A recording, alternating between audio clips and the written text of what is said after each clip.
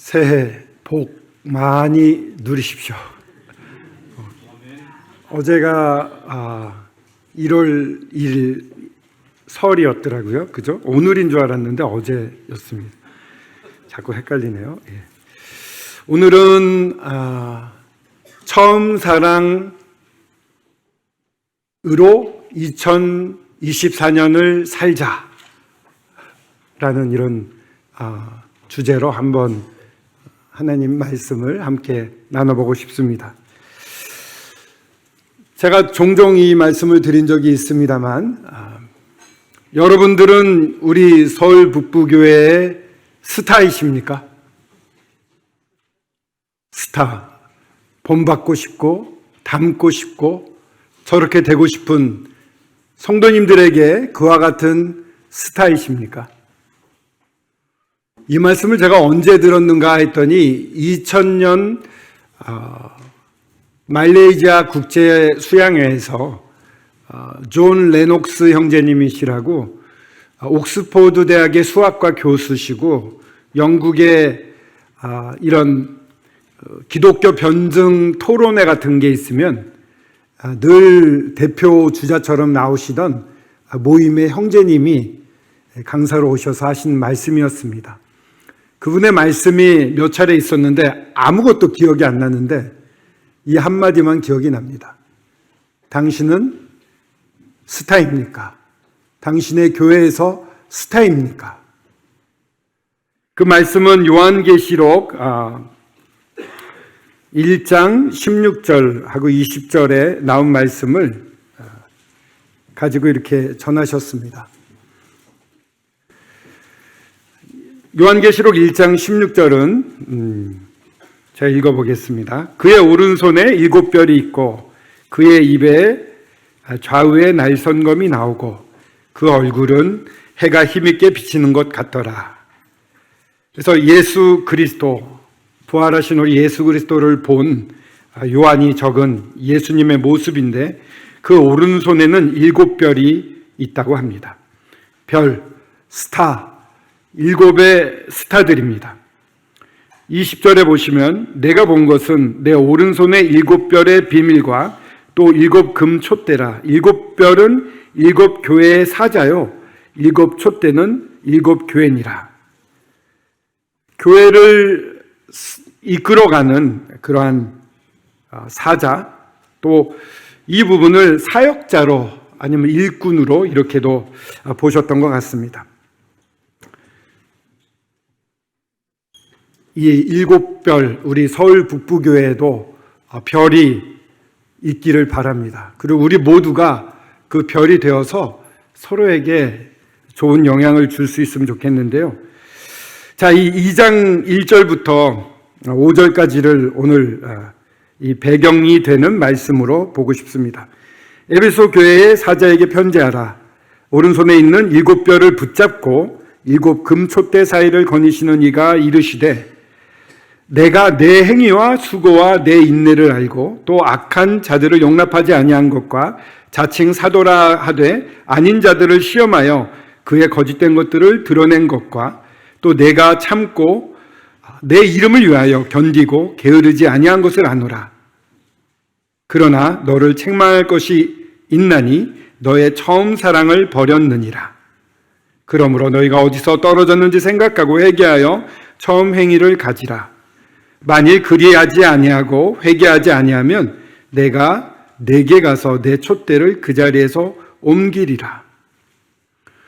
7별과 7 촛대 가운데 거니시는 우리 주님께서, 절대 주권자 되시는 주님께서 우리 에베소 교회에 말씀하고 계십니다.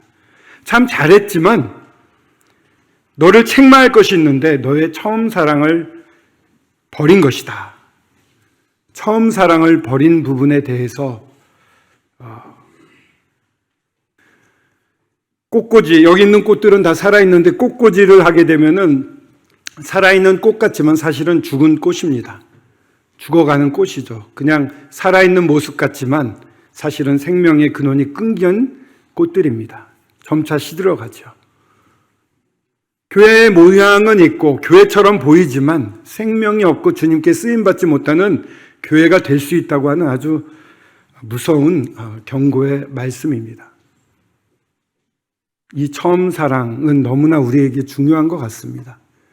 그래서 이 처음 사랑에 대해서 한번 묵상하기를 원하는데, 그렇다면 이 처음 사랑은 어디서 나타나고 어디서 볼 수 있을까요?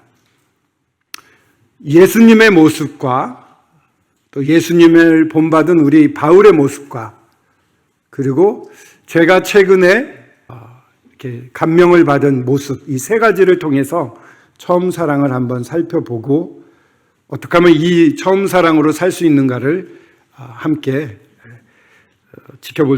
함께 나눠볼 수 있으면 좋겠습니다. 이 처음 사랑은 어디서 시작이 됐겠습니까? 예수님이시겠죠. 예수님, 마가복음을 한번 쭉 보겠습니다. 마가복음 1장 40절입니다. 한 나병 환자가 예수께 와서 꿇어 엎드려 간구하여 이르되 원하시면 저를 깨끗하게 하실 수 있나이다. 예수께서 불쌍히 여기사 손을 내밀어 그에게 대시며 이르시되 내가 원하노니 깨끗함을 받으라. 이 나병 환자에게 있어서 이 나병 때문에 오랫동안 배척을 당하고 사람들과 분리되어서 버림받은 사람처럼 살았을 것입니다. 모두 꺼려했고 저주받은 자라고 해서 상대를 하지 않았을 겁니다. 인간 대접을 받지 못하고 살았던 사람입니다. 우리 예수님께 나와서 간구하고 깨끗해 해달라고 부탁을 했습니다. 그때 예수님이 말로도 충분히 깨끗함을 받아라 이럴 수 있는데 예수님은 직접 만지셨습니다. 어떤 형제님이 이렇게 묵상을 했죠. 정말 한 번도 사람다운 대접을 못 받고 따뜻함을 느껴보지 못한 이 나병 환자가 예수님이 만져주실 때 그 따뜻함을 처음 느끼고 얼마나 기뻤을까. 예수님은 불쌍히 여기시는, 긍휼히 여기시는 자비의 하나님이십니다. 사랑 그 자체이신 거죠. 이렇게 저희들을 불쌍히 여기셔서 이 땅까지 찾아오셨는데, 이렇게 나병 환자를 만나게 된 그 배경을 그 위에 38절을 보시면 좋겠습니다. 38절과 39절인 38절을 보겠습니다. 이르시되 우리가 다른 가까운 마을들로 가자. 거기서도 전도하리니 내가 이를 위하여 왔노라. 저희들이 주님을 닮고 싶어 합니다. 저도 그렇습니다. 저의 본은 주님이시고 주님을 닮은 앞선 선배들이 저에게 본이 됩니다. 주님을 닮기를 원하면서 저희들이 종종 잊어버리는, 제가 종종 잊어버리는 것은 주님이 여기서 말씀하신 다른 가까운 말들로 가자. 거기서도 전도하리니 내가 이를 위하여 왔노라라고 하시는 이 부분, 사람을 찾아 나서고 전도하러 나시고 계시는 이 예수님의 모습은 자주 잊어버리고 사는 것 같습니다. 예수님은 왜 이렇게 다른 마을로 가서 전도를 하셨을까요? 그 예수님의 근원이 되는 원동력은 무엇이었을까요? 우리가 지금 살펴본 것처럼 사랑, 긍휼하심, 불쌍히 여기심 때문이었습니다. 이 마가복음을 보면 여러 장면이 나오는데, 이 거라사인이라고 디베라 바닷가의 북서쪽이 되겠죠. 북동쪽이 되는 거라사인들이 살던 곳에 귀신 들린 자가 있었죠. 그래서 너무 흉폭하기 때문에 사람들이 가까이 못 왔는데 예수님이 찾아가셔서 그를 해방시키시고, 그 해방시킨 다음에 예수님을 따라오길 원했지만 예수님은 그걸 거절하셨습니다. 그리고 이렇게 말씀하시는데요. 마가복음 5장 19절 한번 보시겠습니다. 따라가겠다고 간구를 했습니다. 예수님 따라가고 싶어요. 허락하지 아니하시고 그에게 이르시되 집으로 돌아가 주께서 내게 어떻게 큰 일을 행하사 너를 불쌍히 여기신 것을 내 가족에게 알리라. 예수님의 마음은 이 긍휼하심으로 가득 차 있었습니다. 저희들에게 오신 거 너무 불쌍하고 너무 안 되었기 때문에, 너무 사랑했기 때문에 오신 것이죠. 6장 34절을 보시면은요, 예수께서 나오사 큰 무리를 보시고 또 목자 없는 양 같음으로 인하여 불쌍히 여기사 이에 여러 가지로 가르치시더라. 이 목자 없는 양 같음으로 인하여 불쌍히 여기시는,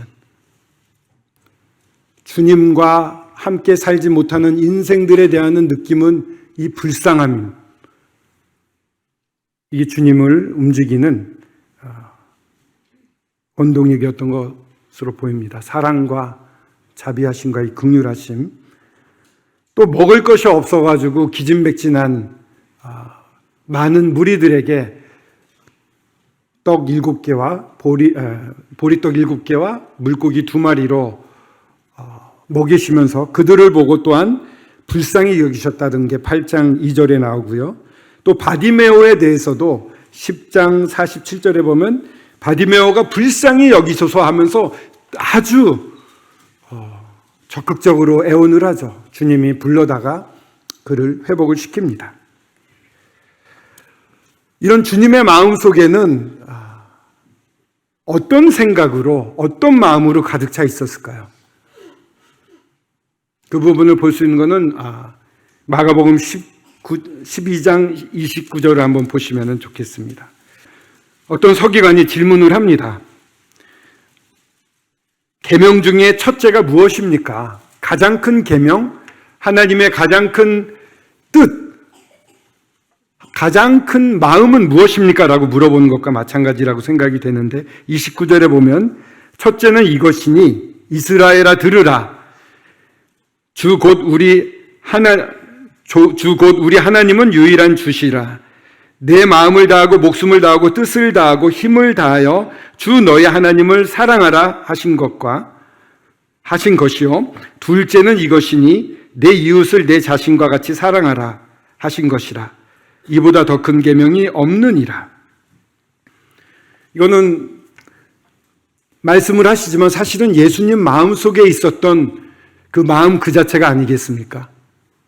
예수님에게 있어서는 우리 아버지 하나님이 주 너의 유일하신 주시라 이렇게 말씀하면서 어떻게 해요? 내 마음을 다하고 내 목숨을 다하고 내 뜻을 다하고 내 힘을 다해서 여호와 주 너의 하나님을 사랑하라라고 얘기하고 있습니다.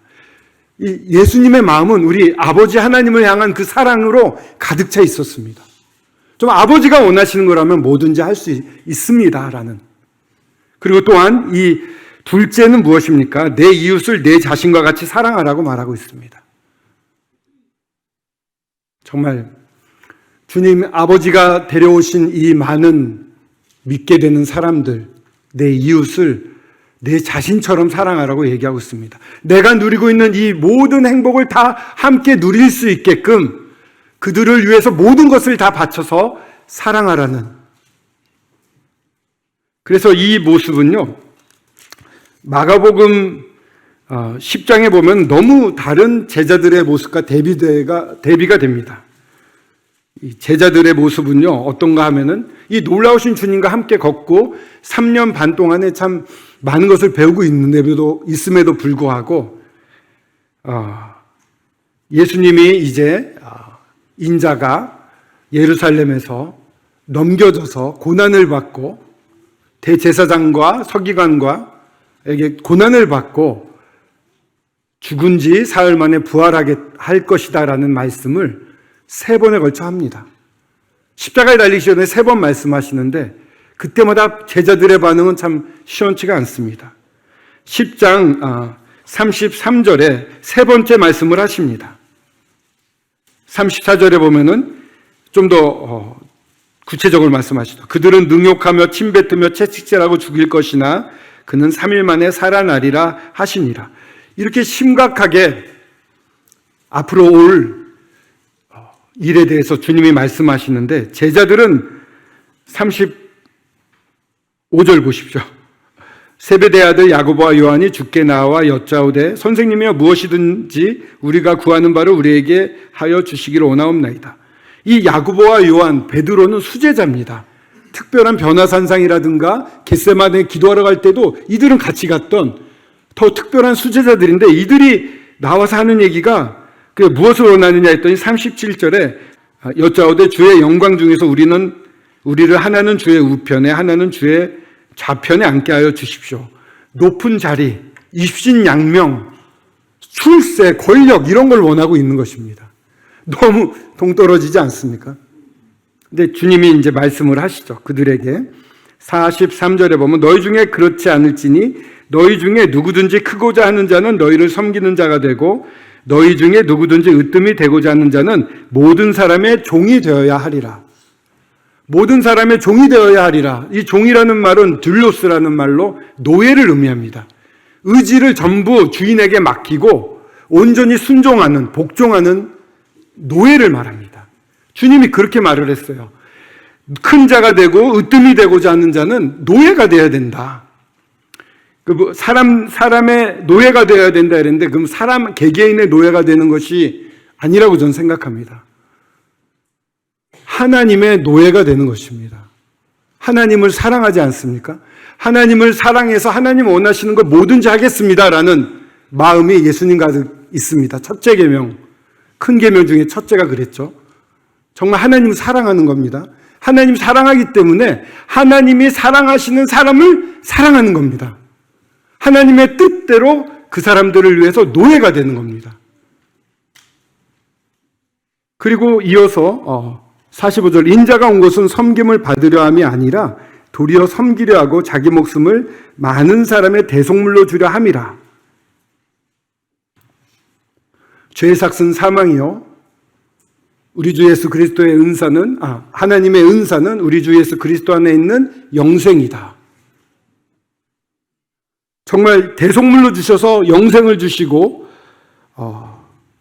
정말 사람이 하나님을 믿는 사람이 누려야 될 이 행복, 가장 큰 행복은 삼위일체 하나님이 누리고 계시는 그 놀라우신 서로 사랑하심과 서로 경배하심과 서로 섬기는 이 영원전부터 아버지 하나님, 아들 하나님, 성령 하나님 이렇게 완벽한 관계 가운데 계셨습니다. 그 사랑의 관계 가운데 우리를 불러서 넣으셔서 그 완벽한 사랑, 완벽한 섬김, 완벽한 경배 이런 것을 맛볼 수 있게끔 하시기 위해서 저희들을 부르셨고 만드셨고 부르셨는데 저희들이 그만 하나님을 떠나가지 않았습니까? 이제 다시 오셔서 저희들을 불러서 저희들의 대속물이 돼서 정말 자기를 내어주도록 사랑해서 그래서 이제는 다시 부르셔서 그 관계에 넣으시고 놀라운 관계를 유지하기 위해서 자기 자신을 대속물로 주셨습니다. 우리 예수님 정말 이 10장부터 계속해서 십자가를 향해서만 나아가십니다. 십자가에 실제로 달리십니다. 십자가란 로마에서 고안해낸 가장 무서운 형틀이라고 하죠. 그 형틀에 달리셔서 엘리 엘리 라마 사박다니 나의 하나님 어찌하여 나를 버리시나이까. 영원전부터 한 번도 분리돼 본 적이 없는 우리 하나님 아버지와 분리돼서 죽음으로 떨어지는 그 공포가 있습니다.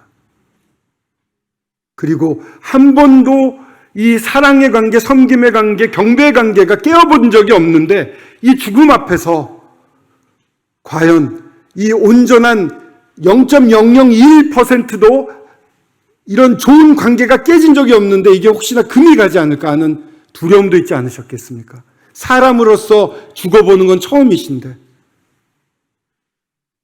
그러나 완벽하게 이루시고 마지막에 다 이뤘다, 다 완료했다라고 말씀하시고 십자가에 죽으셨습니다.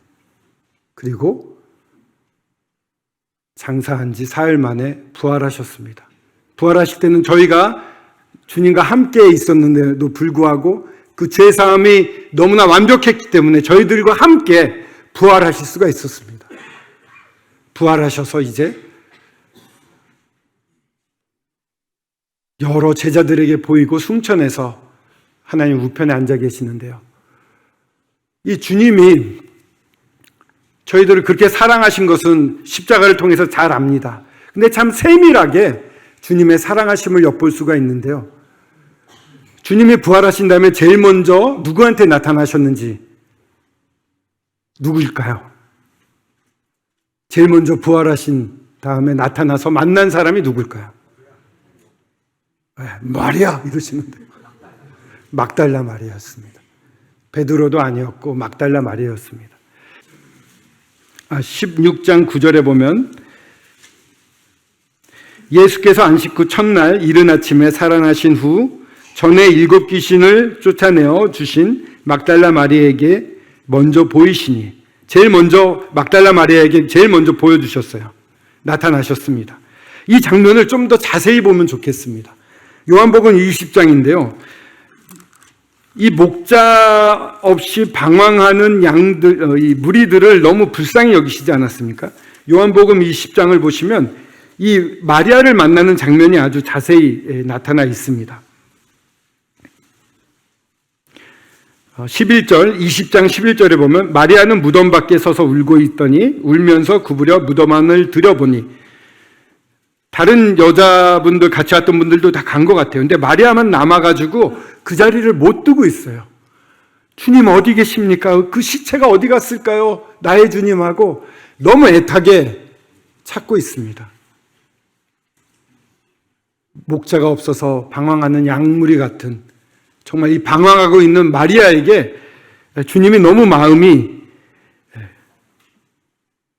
집중돼 있었던 것 같습니다. 그래서 14절에 이 말을 하고 뒤로 돌이켜 예수께서 서 계신 것을 보았으나 예수이신 줄을 알지 못하더라. 예수께서 이르시되 여자여 어찌하여 울며 누구를 찾느냐 하시니 마리아는 그가 동산지기인 줄 알고 이르되 주여 당신이 옮겼거든 어디에 두었는지 내게 이르소서 그리하면 내가 가져가리이다. 예수께서 마리아야, 익숙한 목소리겠죠. 마리아야 하시거늘 마리아가 돌이켜 히브리 말로 라보니 아니 이는 선생님이라 하는 말이라. 알아봤습니다. 그때 예수님이 이런 말씀하세요. 나를 붙들지 마라. 내가 아직 아버지께로 올라가지 아니하였노라. 너는 내 형제들에게 가서 이르되 내가 내 아버지 곧 너희 아버지 내 하나님 곧 너희 하나님께 올라간다 하라 하시니. 저는 이 장면을 어떻게 봤냐면 주님이 부활을 하셔서 아버지 앞에 부활의 신고라고 그럴까요? 저 부활했습니다. 정말 부활했어요 하고 기쁨으로 아버지 앞에 서야 되는데 가시다가 마리아를 본 거예요. 울고 찾고 있는 한 여인. 그러니까 아버지 하나님 앞에 그 기쁨에 정말 저 부활했습니다. 정말 아버지 하나님의 뜻이 온전히 이루어졌습니다. 너무 감사합니다라는 예배의 마음을 드리기 전에 먼저 이 여인을 찾으신 것입니다.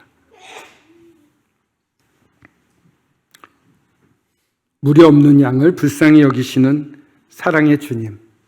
이게 처음 사랑 아닐까요? 이 처음 사랑은 이 주님으로부터 저희들에게 왔습니다. 그러면은 이 처음 사랑, 주님의 사랑을 잘 표현하고 잘 드러냈던 우리 바울의 첫 편지라고 할 수 있는 데살로니가 전서와 마지막 유언과 같은 편지라고 할 수 있는 디모데 전후서를 통해서 바울의 본을 좀 살펴보겠습니다. 바울은요, 데살로니가 전서는 1장인데요. 바울이 제일 먼저 쓴 편지, 갈라디아서보다 먼저 쓰여진 편지로 늘 보고 있습니다. 한 50년에서 54년 사이에 쓰여졌다고 이렇게들 학자들은 보고 있습니다. 제일 빠른 편지입니다. 그래서 첫 편이, 영화도 첫 편이 제일 볼만하죠. 그 주님의 사랑이라든가 주님을 본받은 모습과 그 열정과 그런 모든 뜨거움들이 제일 잘 나타나 있습니다. 5장 6절에 보시면요. 또 너희는, 데살로니가 성도들입니다. 너희는 많은 환난 가운데 성령의 기쁨으로 말씀을 받아 우리와 주를 본받은 자가 되었으니. 바울과 주님을 본받고 있는 모습을 보게 됩니다. 성령의 기쁨으로 말씀을 받았습니다. 이 말씀이 참 중요하죠. 바른 가르침, 바른 교훈이 너무 중요합니다.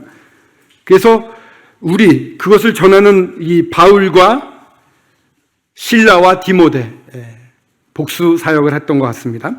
이 바울과 실라와 디모데를, 그리고 주를 본받은 자가 되었습니다. 그 본받은 자가 어떻게 되었습니까? 7절에 보시면 그러므로 너희는 마게도냐와 아가야에 있는 모든 믿는 자의 본이 되었느니라. 본을 받았을 뿐만 아니라 본을 끼치고 있습니다. 참 아름다운 모습입니다. 근데 그렇게 할 수 있었던 것은 5절을 한번 보시면요. 이는 우리 복음, 이 바울과 우리라고 말한 건 아까 바울과 실라와 디모데죠. 바울과 실라와 디모데의 복음이 너희에게 말로만 이른 것이 아니라 또한 능력과 성령과 큰 확신으로 된 것임이라. 우리가 너희 가운데 너희를 위하여 어떤 사람이 된 것을 너희가 아는 바와 같으니라. 정말 주님과 같은 본이 보여진 겁니다. 이 세 사람을 통해서. 그러니까 말로만 전한 게 아니라 삶이 그 본이 따라온 것입니다. 이 4절을 보시면요. 하나님의 사랑하심을 받은 형제들아 너희를 택하심을 아노라. 하나님이 사랑하시는 자를 위해서 우리는 종이 될 수 있죠. 하나님의 종이 될 수 있습니다. 노예가 될 수 있습니다. 바울이 그랬던 겁니다. 하나님의 사랑하심을 받은 형제들, 하나님의 사랑이 먼저 쏟아 부어지는 것을 보았습니다. 그래서 바울은 하나님의 노예로서 이 사람들의 노예가 된 것입니다. 노예라고 한 것은 주권이 자기에 있지 않습니다. 하나님이 원하시는 대로 하는 겁니다. 그리고 끊임없이 움직이는 것입니다. 자, 하나님의 사랑하심을 받은 형제들은 어떤 평가를 받냐? 9절에 보면 중간에 보면요. 너희가 어떻게 우상을 버리고 하나님께 돌아와서 살아계시고 참되신 하나님을 섬기는지와 또 죽은 자들 가운데 다시 살리신 그의 아들이 하늘로부터 강림하신 것을 너희가 어떻게 기다리는지를 말하니. 많은 사람들이 이 데살로니가 성도들에 대한 소문을 말하면서 이 사람들이 정말 어떻게 우상을 버리고 하나님께 돌아와서 살아계시고 참되신 하나님을 섬기고 있어요 라고, 정말 하나님 사랑해서 할 수밖에 없는 그런 행위들을 하고 있다고 소문이 쫙 퍼지고 있는 것입니다. 하나님의 사랑하심을 받았을 뿐만 아니라 목숨을 다해, 마음을 다해, 목숨을 다하고 뜻을 다하고 힘을 다하여 주 너의 하나님을 사랑하는 데살로니가 성도들이 여기 있었습니다. 이렇게 성도들이 변할 수 있었던 것은 이 바울과 실라와 디모데의 본이 있었기 때문입니다. 그 본을 2장 7절부터 12절을 통해서 볼 수가 있습니다. 2장 7절입니다. 우리는 그리스도의 사도로서 마땅히 권위를 주장할 수 있으나 도리어 너희 가운데 유순한 자가 되어 유모가 자기 자녀를 기름과 같이 하였으니. 유순한 자라는 건요, 아기와 똑같은 수준이라는 겁니다. 아기들 보면 저도 맨날 이렇게 입을 크게 벌려서 애들 눈에다 이렇게 하고 제가 잡아먹듯이 하면 너무 좋아합니다. 한번 해보시죠. 애들하고 수준이 똑같아. 제가 이러면서. 유순한 자는 그런 겁니다. 아이들 수준에 맞추는 거예요. 이 사람들이 초신자가, 아직 구도자가 뭘 알겠습니까? 그들의 수준에 맞춰서 그들이 이해할 수 있는 데까지 낮아지는 겁니다. 그리고 유모가 자녀를 기름같이 하였다. 아기가 막 웁니다. 응아 울면은 왜 울어? 하고 야단칩니까? 엄마가? 왜 우는지 그 원인을 찾지 않습니까? 오줌을 넣었구나. 잠자리가 잠이 부족하구나. 젖이 먹고 싶구나. 이걸 알지 않습니까? 그걸 대처해 주잖아요. 이렇게 이걸 해요가 아니라 그 필요를 미리 알고 도와주는 역할을 하는 것입니다. 바울은, 실라는, 디모데는 한 마음으로 그렇게 했습니다. 그리고 8절에 보시면요. 우리가 이와 같이 너희를 사모하여 하나님의 복음뿐 아니라 우리의 목숨까지도 너희에게 주기를 기뻐함은 너희가 우리의 사랑하는 자 됨이라. 내 이웃을 내 자신처럼 사랑하라라는 게 여기 나타나지 않습니까? 주님의 마음이 가득 차 있는 게 바울에도 마음이 가득 차 있습니다. 하나님의 복음, 너희를 사모했다고 그랬습니다. 사모했기 때문에, 이 사랑 때문에 주님의 사랑이 바울에게도 전염이 되어서 가득 차 있습니다. 너희를 사모해서 하나님의 복음뿐 아니라 목숨까지도 자기가 가진 모든 걸 다 주는 거예요. 시간과 돈과 자기가 할 수 있는 모든 걸 다. 목숨. 너희가 우리의 사랑하는 자 됨이라. 주님으로 시작된 사랑은 지금 바울에게서 이렇게 나타나고 있습니다. 그리고 9절에 보면 형제들아 우리의 수고와 애쓴 것을 너희가 기억하리니 너희 아무에게도 폐를 끼치지 아니하려고 밤낮으로 일하면서 너희에게 하나님의 복음을 전하였노라. 사도라면 요구할 수 있습니다. 근데 그 당시에는 거짓 교사들이 돈 목적으로 와서 말씀을 가르치곤 했습니다. 난 그거 아니다 해서 돈을 요구하지 않았어요. 그리고 이 데살로니가 사람들은 굉장히 어렵고 핍박을 받고 순교자까지 있을 정도로 힘든 삶, 고난 가운데 살았습니다. 경제적으로 궁핍했을 겁니다. 그들을 사랑하는 마음으로 또 요구하지 않았던 것입니다. 그래서 이거는 참 청결한 마음이라고 그럴까요? 깨끗한 마음. 어떤 오해라든가 폐를 끼치지 않기 때문에 내가 할 수 있는 최선을 다하는 그런 마음, 깨끗한 마음, 청결한 마음이라는 생각이 들었습니다. 그런 모습으로 나타났고요. 10절에는 우리가 너희 믿는 자들을 향하여 어떻게 거룩하고 옳고 흠없이 행하였는지에 대하여 너희가 증인이요 하나님도 그러하시는도다. 하나님의 말씀이라든가 하나님의 입장에 봐서도 하나도 거리끼는 게 없는 것입니다. 하나님 앞에 서서도 부끄러운 게 없고 거리끼는 게 없어요. 여러분이 증인이고 하나님이 증인이라고 말할 정도로 주님의 말씀이라든가 모든 것에 있어서의 완벽한 삶을 살았던 것입니다. 이건 선한 양심이라는 생각이 들었습니다. 선한 양심은 하나님 앞에서의 그 말씀에 대한 자세거든요.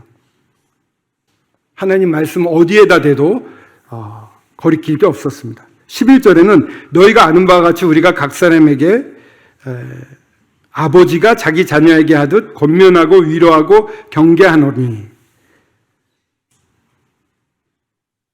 어떻게 그들에게 대했냐면요, 아버지가 자녀에게 하듯 권면하고 위로하고 경계했다고 합니다. 각 사람에게. 그것도 아버지가 자기 자녀에게 하듯. 저에게도 자녀가 있는데요, 저의 비밀을 누구보다 잘합니다. 밤에 말씀을 준비하다가 유튜브 짤을 볼 때가 있습니다. 꼭 그럴 때면은 미니가 화장실을 가요. 그래서 짤 보지 마! 이렇게 말을 못 합니다. 제가 이제 안 보고 이제 안정이 된 다음에는 좀 피해야 되지 않겠니? 아버지가 자녀에게 하듯 이랬다는 건 거짓이 없는 겁니다. 투명한 겁니다. 그런 가운데 여기서 권면이라는 것은 불러 다가오게 하다 이런 뜻이 있습니다. 가까이 부를 수 있는 이러한 관계 가운데 불러서 신뢰 가운데 말할 수 있는 것. 그리고 경계하고 위로를 해주는 겁니다. 이거는 거짓이 없는 믿음이라고 생각이 듭니다. 디모데전서 1장 5절에 이 부분이 나옵니다. 교훈의 목적, 바른 교훈의 목적은 무엇이냐면은 청결한 마음, 깨끗한 마음과 선한 양심과 거짓이 없는 믿음에서 나오는 사랑이라고 합니다. 이 사랑이라는 것은요, 이런 것들이 있어야지만 돼요. 선한, 깨끗한 마음, 청결한 마음이 있어야지만 사랑이 나올 수 있고요. 하나님 앞에 거리낌이 없어야지 선한 양심이 있어야지 사랑이 나올 수 있고요. 거짓이 없는 믿음, 하나님 앞에서도 그렇고 모든 성도를 향해서 정말 투명하고 위선되지 않는 그러한 믿음이 있을 때만 사랑이 나올 수 있다고 합니다. 참된 바른 교훈은 이와 같이 사랑을 만들어낸다고 하는 것입니다.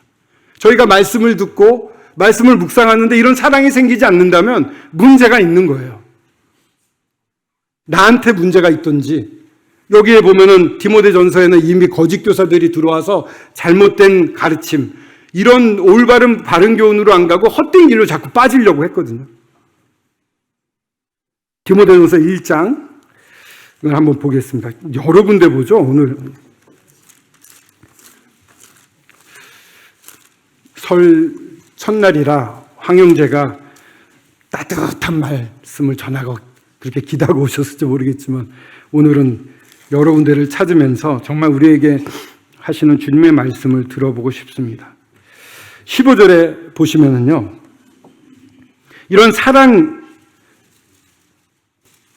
5절에 나왔던 교훈의 목적은 청결한 마음과 선한 양심과 거짓이 없는 믿음에서 나오는 사랑이거늘 사람들이 이에서 벗어나 헛된 말에 자꾸 빠진다고 그랬어요.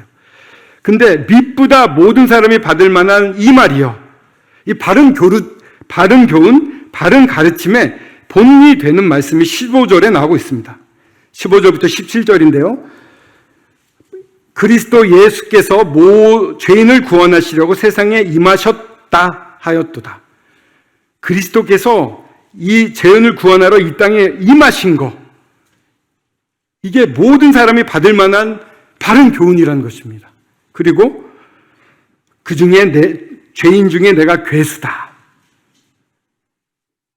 내가 성도 중에 작은 자다, 사도들 중에 작은 자다 이러다가 이제는 죄인 중에 괴수다라고 아주 겸비하게 자세로 말하고 있는 것을 보게 되는데, 16절에 그러나 내가 긍휼을 입은 까닭은 우리 예수 그리스도의 그 마음속 깊이 있는 사랑, 긍휼을 입은 까닭은 예수 그리스도께서 내게 먼저 일체 오래 참으심을 보이사 후에 주를 믿어 영생을 얻은 모든 자들에게 본이 되게 하려 하심이라. 참으시는 분, 기다려주시는 분, 그래서 영생을 얻은 모든 자들에게 본이 되게끔 하시는 분. 그래서 17절 예배로 이어지죠. 영원하신 왕 꼭 섞지 아니하시고 보이지 아니하고 홀로 하나이신 하나님께 존귀와 영광이 영원 무궁하도록 있을지어다. 아멘.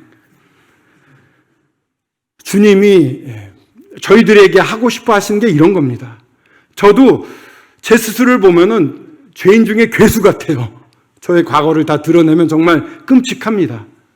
물론 바울은 스테반이 죽는 모습 보면서 당연히 여겼던, 주님이 사랑하시던 이 귀한 자들을 살해하는 데 동참했던 그런 것 때문에 더 큰 죄책감을 느낄지 모르겠죠. 저에겐 그런 건 없습니다만 저도 죄인 중에 빠지지 않는 괴수 중에 한 명입니다.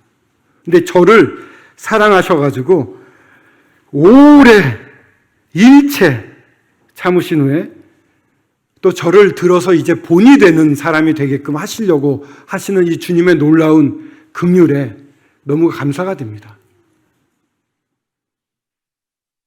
우리 여러분들을 향하신 주님의 마음도 이와 같다고 생각합니다. 우리 모두에게 이런 마음을 가지고 계시죠.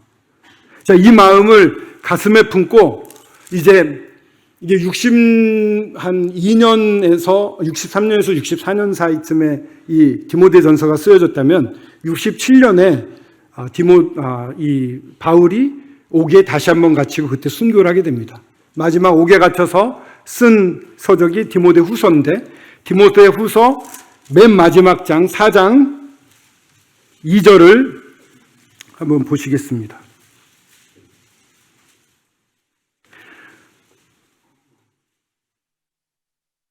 선한 깨끗한 청결한 마음 있으십니까? 또 하나님 앞에서 선한 양심 가운데 계십니까? 해결하셨습니까? 거짓이 없는 믿음, 위선이라든가 척하지 않고 정말 투명하게 나타나고 계십니까? 그 사랑이 여러분들 가운데 있습니까? 그렇다면은 바울이 아까 전했던 이 놀라운 긍휼하신 주님의 복음 4장 2절에 너는 말씀을 전파하라. 때를 어떤지 못 어떤지 항상 힘쓰라. 범사에 오래 참음과 가르침으로 경책하며 경계하며 권하라. 말씀을 전파하라고 말하고 있습니다. 처음 사랑 가운데 있다면 이 바울이 그 사랑에 압도되어서, 그 긍휼하심에 압도되어서 디모데 전서 아까 읽었던 그런 뜨거운 마음으로, 주님을 예배하는 마음으로 찬 가운데 이 말씀을 전파하라라고 말하고 있습니다. 4장 1절을 보시면요, 하나님 앞과 살아있는 자와 심판하는 자를, 죽은 자를 심판하실 그리스도 예수 앞에서, 하나님 앞하고요, 살아있는 자와 죽은 자를 심판하실 그리스도 예수 앞에서 그가 나타나실 것과 그의 나라를 두고 엄히 명하노니, 그가 나타나실 것은 저희들에게는 공중 재림, 휴거 때겠죠. 그때 하나님의 심판대 앞에 서게 됩니다. 하나님의 심판, 그리스도의 심판대 앞에 서게 됩니다. 그리고 그 나라라고 하는 것은 천년왕국을 말하는 것이겠죠.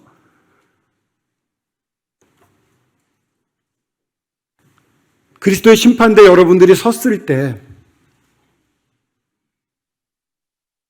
하나님을 사랑한 그 사랑,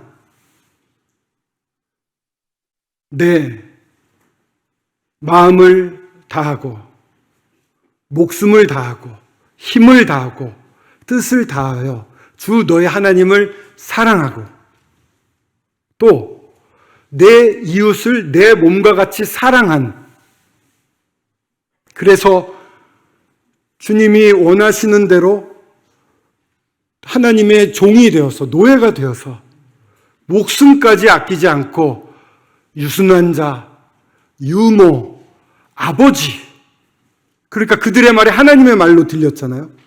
그렇게 삶을 사는, 내가 중심이 돼서 나의 지위를 높이고 나의 권한을 높이는 제자들이 아니라 온전히 눌렸어, 종이 돼, 노예가 되고 온전히 대속물이 되려고 하는 그런 마음으로 구하고 주님이 보여주시면 네 하고 순종하는 삶, 그런 삶을 산 분들에게는 금, 은, 보석으로 칭찬을 받을 것입니다. 금은 보석은 주님에 속한 것들입니다. 주님에 속한 걸로 살았을 때만 우리들은 상을 받게 돼 있습니다. 불이 확 지나갔을 때, 주님의 종이 되었을 때, 주님으로 그 사랑으로 이웃을 사랑했을 때, 그래서 이 놀라운 복음을 전했을 때 저희들은 금은 보석을 상으로 받고, 또 그렇지 않고 나의 어떠함으로 했다고 한다면 다 불타버릴 것입니다. 아무것도 안 남습니다. 근데 이 모습은요, 천년왕국까지 이어진다고 그래요. 10고을을 섬기게 하고 어떤 종에게는 더 적은 고을을 섬기기도 하고, 왜 어떤 종에게 많은 고을을 섬기게 하고 어떤 종에게는 적은 고을을 섬기게 하고, 저 같은 경우에는 어떻게 될지 모르겠습니다. 한 고을도 못 섬길지도 모르죠. 종종 말씀드린 것 같습니다만은 대통령이 4대 강대국, 미국이라든가 중국이라든가 일본이라든가 러시아의 대사들을 보낼 때는 측근을 보내요. 대통령과 눈만 딱 마주쳐도 그거요, 네, 압니다라고 하는, 정말 대통령의 마음을 잘 알고 국정 철학을 아는 사람들을 보냅니다. 이 땅에서 사는 삶은요, 다 연관이 돼 있는 것입니다. 이 땅에서 주님의 마음을 알고 살잖아요. 그 주님을 소통할 수 있는 그 소통 능력, 공감 능력, 주님의 뜻을 아는 교제 능력, 똑같지가 않습니다. 저희들이 이 땅에 살면서. 정말 성령의 인도하심을 받으면서 주님이 원하시는 것을 행하는 사람이 있는가 하면, 겉은 그렇지만 사실은 자기를 위해 사는 사람들도 있어요. 근데 주님의 마음이 어떤지를 잘 아는 사람들을, 그 사람들은 금은 보석이 남아있는 사람들일 테고, 그런 사람들에게 천년 왕국에서도 10고을을 맡기게 될 것입니다. 저희들의 삶이 천년 왕국까지 이어지는 것입니다.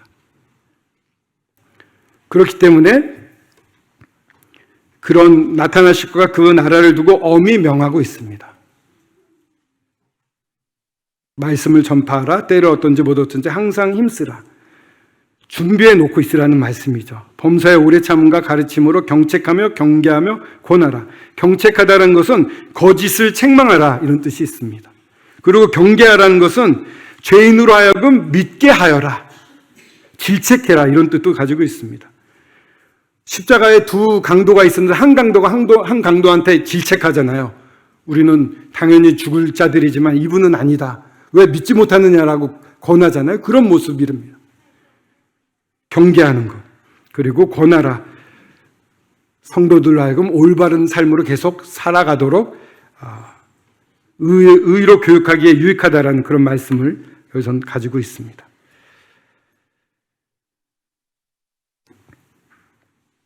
이 말씀은 하나님의 말씀, 하나님의 복음은 로마서를 보더라도 구원받는 것부터 시작해서 죄사함을 받는 게 시작이 되죠. 그리고 주님의 죽으심과 부활이 나오고요. 그리고 주님의 임재 가운데 같이 사는 것, 동행하는 것, 그러면서 고난받는 것, 고난받으면서 예배드리는 것, 예배드리고 다시 오실 예수 그리스도를 기다리는 것, 기다린 이후에 그리스도의 심판대와 또 천년왕국의 그 상급들까지, 이게 전부 복음 안에 들어가 있는 것입니다. 그리고 이 말씀을 전하라고 합니다. 그러면 이 말씀을 전하려면 제일 먼저 해야 될 것이 무엇입니까? 복음을 전해야 되지 않겠습니까? 이 사람을 들여와야지만 성장시킬 수 있잖아요. 그렇기 때문에 저희들이 첫 단추인 이 주님의 복음을 전하는, 우리가 사랑 안에 있다고 한다면 이 복음을 전하는 그런 삶을 우린 2024년에 살 수 있으면 좋겠다, 이렇게 바람을 가져봅니다. 마지막으로 최근에 제가 좋아하던 선배이면서 친하게 지내던 분이 1월 말에 소천을 했습니다. 많이 아실 겁니다. 근데 혼수 상태에 빠지기 이틀 전에 전화를 했어요. 폐암도 왔기 때문에 산소 호흡기로 하고 있어서 고압산소를 넣어서 말하는 게 어려웠어요.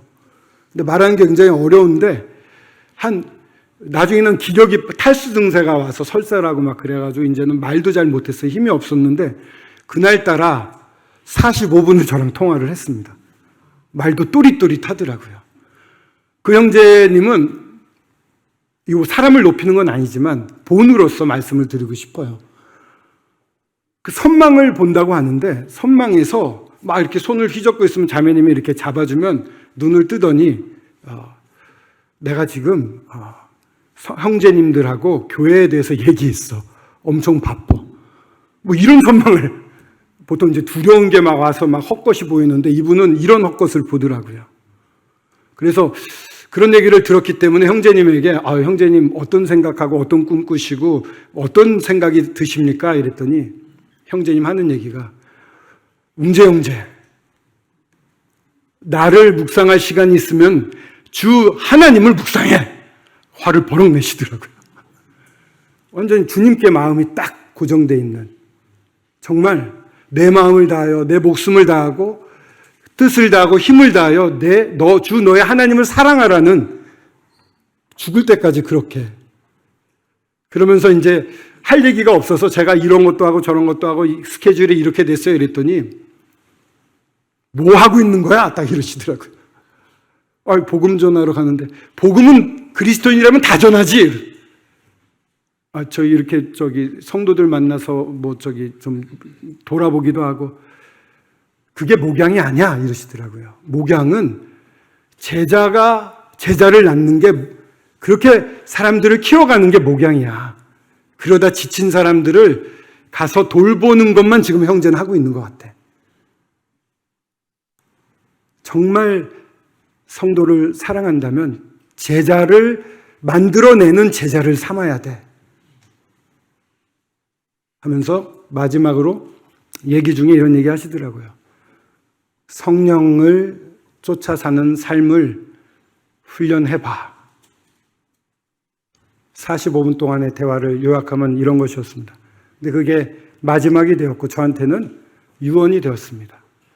바울이 4장 2절에서 너는 말씀을 전파하라. 때려 얻든지 못 얻든지 항상 힘쓰라. 너 범사에 오래 참음과 가르침으로 경책하며 경계하며 권하라. 너는 말씀을 전파하라라고 유언을 남기셨다면, 그 형제님은 저한테 제자 삼는 삶을 살고, 그리고 주님을 집중하고 성령의 인도하심을 받고 살아라라고 유언을 하신 것 같았습니다. 그래서 저는 굉장히 많이 슬퍼하지 않았습니다. 슬퍼하면은 그 형제님을 묵상하는 것 같아서 그 시간을 들여서 주님을 더 묵상하려고 했고, 주님께서 처음 사랑은 이런 것이었는데 과연 가지고 있느냐 웅재야? 라고 물어보신 것 같았습니다. 오늘 주님이 우리 성도님들에게도 동일하게 질문하신 것 같습니다. 처음 사랑을 가지고 있습니까? 버렸습니까? 되찾지 않겠습니까? 2024년은 처음 사랑으로 살지 않겠습니까? 라고 권하시는 것 같습니다. 새해 첫날, 설 첫날인데 이렇게 어떻게 보면 무겁지만 어떻게 보면 또 시원한, 저희들은 주님께 기대를 받고요, 주님의 뜻대로 성장할 때 가장 기뻐합니다. 그게 가장 큰 기쁨 아니겠습니까? 그의 은혜가 예수 그리스도 안에 있는 믿음과 사랑으로 충만하였더라라는 말씀이 있는데, 2024년이 그런 해가 되시기를 간절히 바라며 말씀을 마치도록 하겠습니다.